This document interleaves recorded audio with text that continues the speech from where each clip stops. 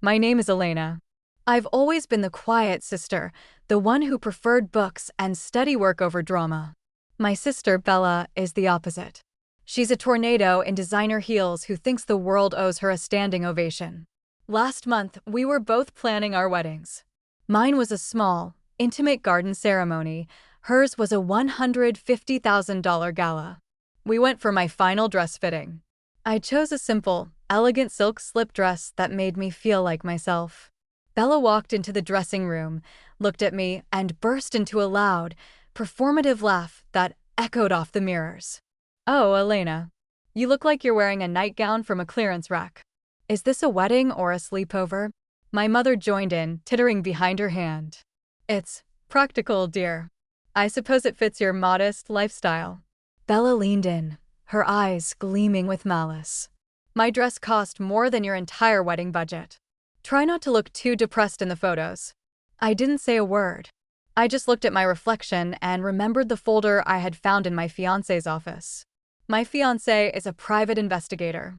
He had accidentally stumbled upon Bella's groom-to-be, Mark, at a local casino. Mark wasn't a successful tech entrepreneur like Bella claimed.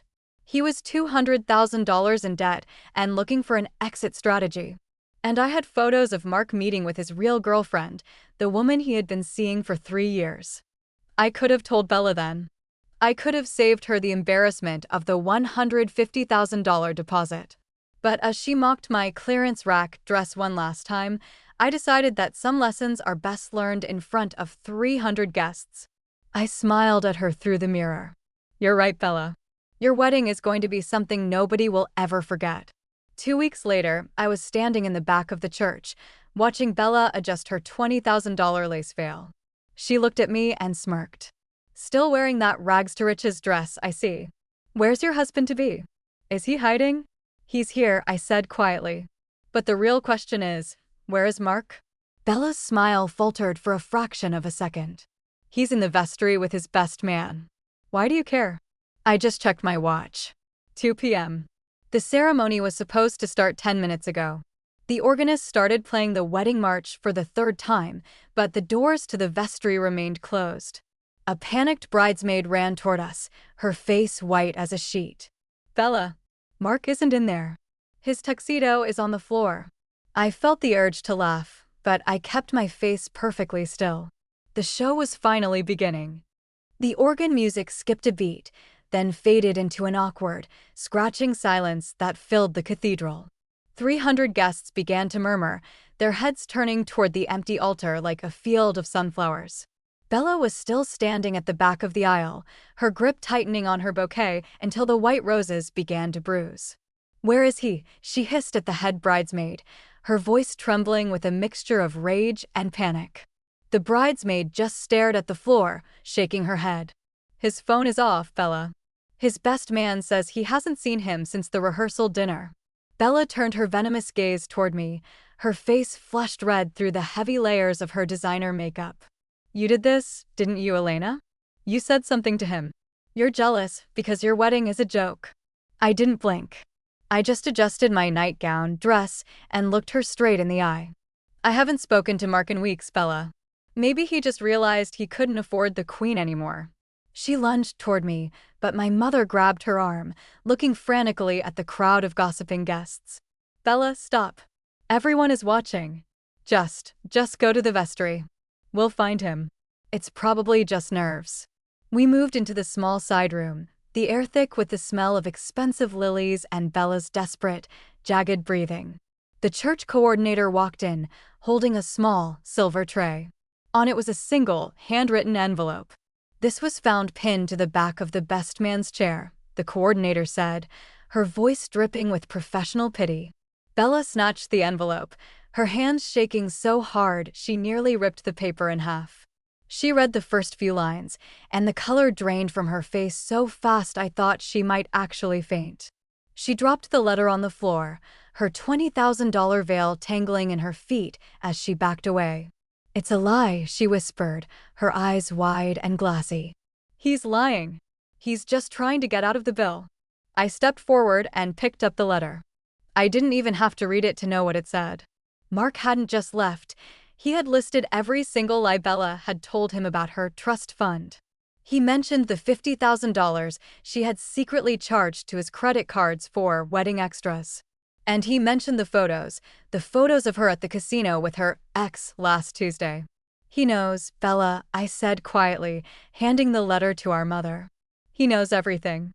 My mother read the letter and let out a strangled cry, looking at Bella as if she were a total stranger. The casino? Bella, we gave you our retirement savings for the catering. You told us it was all paid for. Outside, the guests weren't just whispering anymore. They were laughing. The wedding of the century was a fraud. Bella looked at the door, then at me, the plain sister she had mocked just an hour ago. You have to go out there, Elena. Tell them he's sick. Tell them it's postponed. Don't let them laugh at me. I looked at my watch. It was exactly 2:30 p.m. The time I was supposed to be celebrating my sister. No, Bella, I said, turning toward the exit. I think they deserve to hear the truth. From the bride herself. But as I opened the door to the church, I saw someone standing in the shadows of the hallway. It wasn't Mark. It was his real girlfriend, holding a stack of legal documents. The heavy door to the vestry felt like it was holding back a tidal wave of gossip from the sanctuary. Bella was hyperventilating, her expensive lace bodice tightening around her chest like a cage. Read it again, Mom. He's joking. Mark loves a good prank. Bella shrieked, her eyes starting around the room. My mother didn't read it again. She just sat on a velvet bench, the letter trembling in her hand. He says here that you told him our house was in his name, Bella. Why would you tell him that? I stepped forward, my simple silk dress catching the light. Because she needed him to sign the loan for the catering. Bella spun around, her face a mask of pure, unadulterated hatred. Shut up, Elena. You don't know anything. I know that the tech entrepreneur you bragged about is actually a junior analyst with a gambling habit. And I know that he wasn't at a business meeting last night. He was at a motel with the woman at the door. Just then, the woman I'd seen in the shadows stepped into the room. She was wearing a simple jeans and a blazer. I'm Sarah, she said, her voice calm and clinical. Mark's actual fiancé for the last 3 years. She held up a stack of legal documents. These are the papers for the $50,000 credit card fraud, Bella. Mark didn't just leave you at the altar. He went to the police station to file a report against you. The silence in the room was so thick you could have cut it with the cake knife sitting on the buffet. Bella looked at the documents, then at the letter, then at the mirror where she looked like a broken porcelain doll. He went to the police? Bella whispered, her voice finally breaking into a pathetic whimper.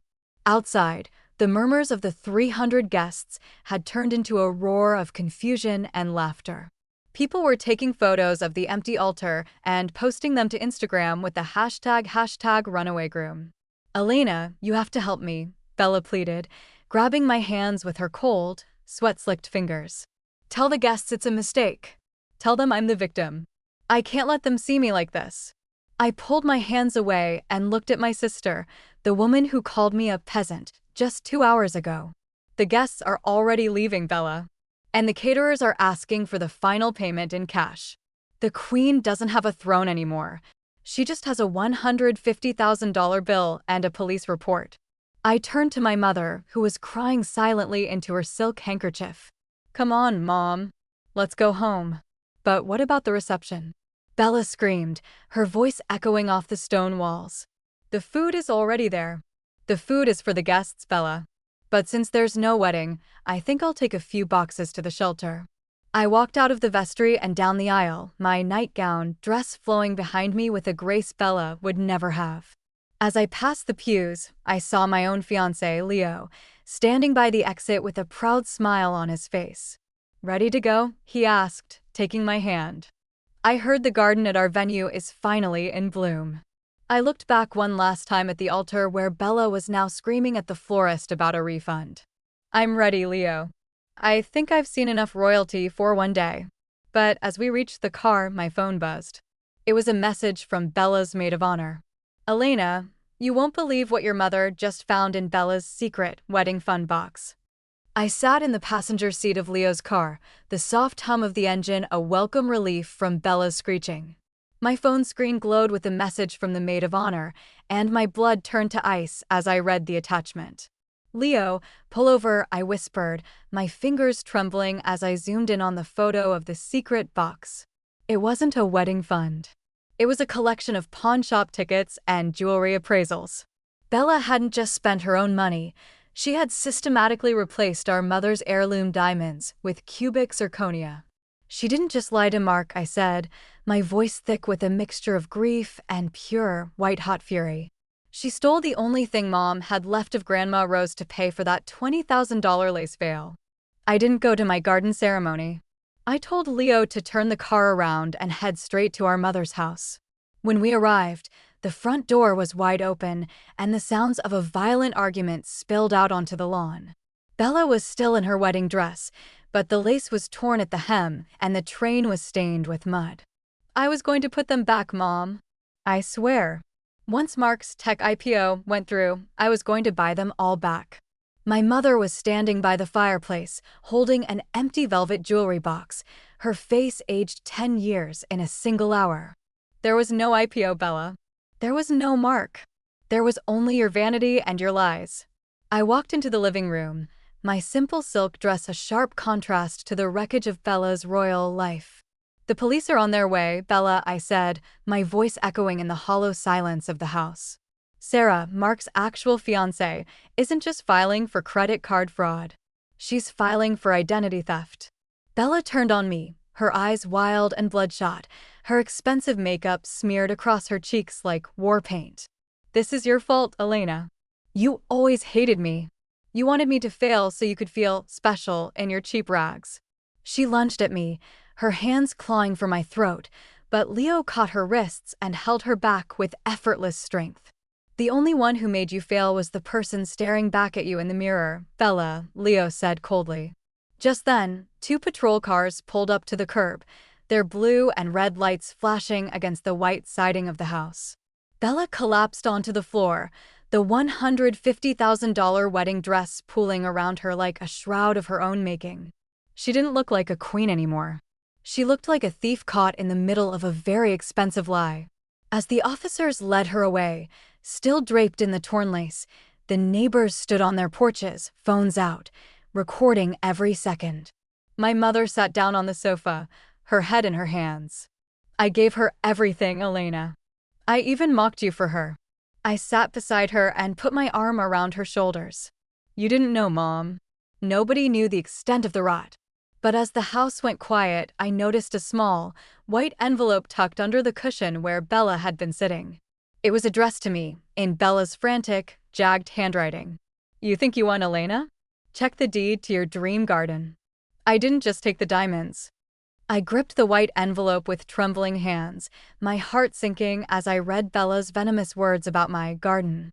I rushed with Leo to the site of my small dream wedding, the garden that had been in our family for generations.